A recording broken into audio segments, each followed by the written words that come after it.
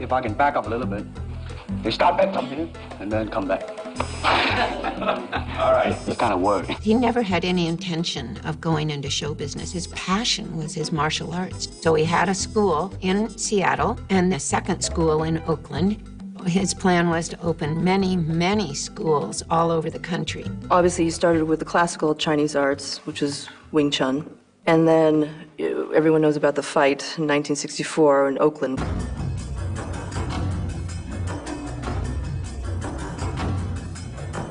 There's the famous story about how he was challenged by the Chinese community in Oakland, and he had to defend the right to teach his art to non-Chinese people. You and this entire society are useless in this country. You are archaic.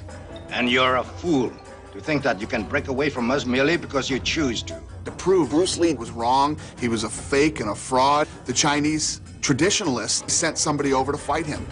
The Chinese sent someone to shut down the school, shut down or throw down, and of course Bruce chose throw down. The fight was to be held at Bruce's school. If Bruce lost the fight, he would have to stop teaching non-Chinese people.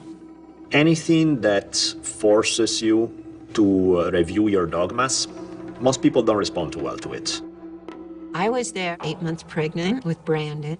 These elders arrived from San Francisco, led by Wong Jackman, who was going to be the opponent in this challenge. They came and they had this big match. I didn't have a shred of a doubt about how this would come out. Wong Jackman started to run around the room, trying to get away from Bruce. And it took 3 minutes for Bruce to get him down on the ground and say, "Do you give up? Do you give up?" So Wong Jackman and those people all left. And I remember so clearly in my mind's eye, Bruce sitting on the steps in the back of the studio with his head in his hands. And she said, "What's the matter?" That was a fight that he realized the classical arts were not working for him.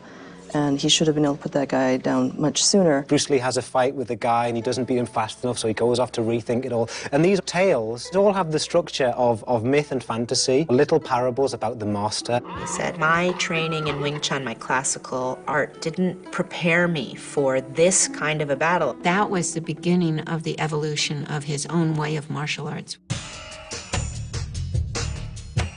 If you read the notes that he left behind, 1965, he starts to write, "My style is Western fencing, Western boxing, and Wing Chun." He says we owe our knowledge to the Wing Chun, but we're going to go beyond the Wing Chun. Bruce Lee took a lot from boxing. I think he felt boxing was more realistic in that you were trading blows.